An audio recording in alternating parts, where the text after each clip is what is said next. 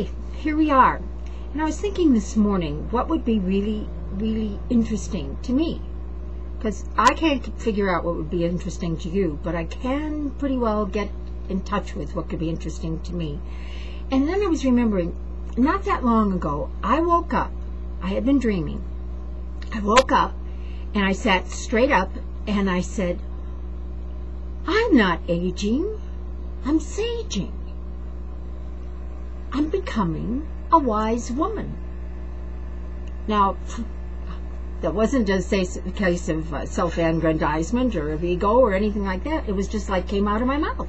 Okay, so all that day I walked around and I was thinking, golly, you know, the whole thing, I wish I had known someone like me when I was a kid, when I was 50, when I was 60, I'd like to have known someone like me. Heck, when I was 70, I would like to have known someone like me.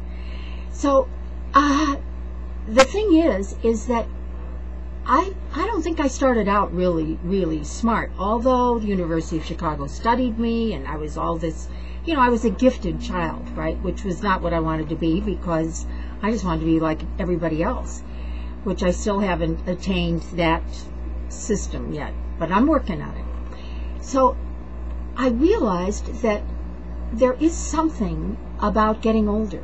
There really is something.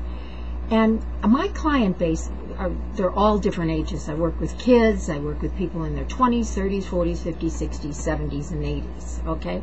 So I just realized that we all have something to share, no matter when, no matter what.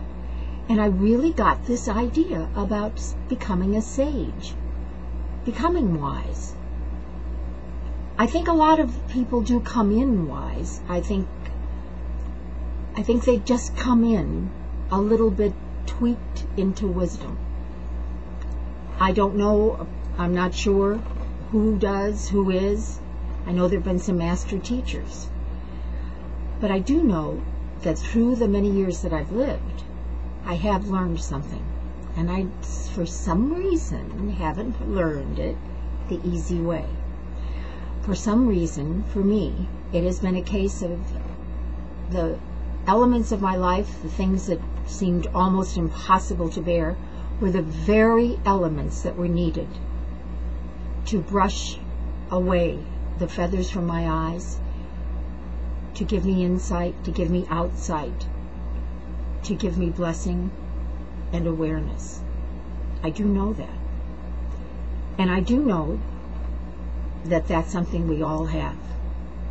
I think what was unusual and is unusual is to know it deep inside, to know that while I'm going through something, that there's another reason, that there's another color to this picture, that there's a pentimento, the painting beneath the painting, that there's something more. So I started to do some interesting research about saging, and lo and behold, other people have thought the same thing. So what I'd like to do is I'd like us all to kind of think about saging, passing it on right now while we're still here. We don't have to leave legacies. We can be the legacy. To mentor, to coach. You know, Coach Wooden, you know, one of the greatest coaches in the world, had that wonderful little phrase that was in his autobiography: when selfishness stops, happiness begins. And I do think that that's something for me that works, and maybe it might be for you. Find someone today, or let someone find you, that you have something to share with, that you have something that can help them, that you have something that is just you. I'm really glad to talk to you today, and I'll talk to you in a couple days. Bye.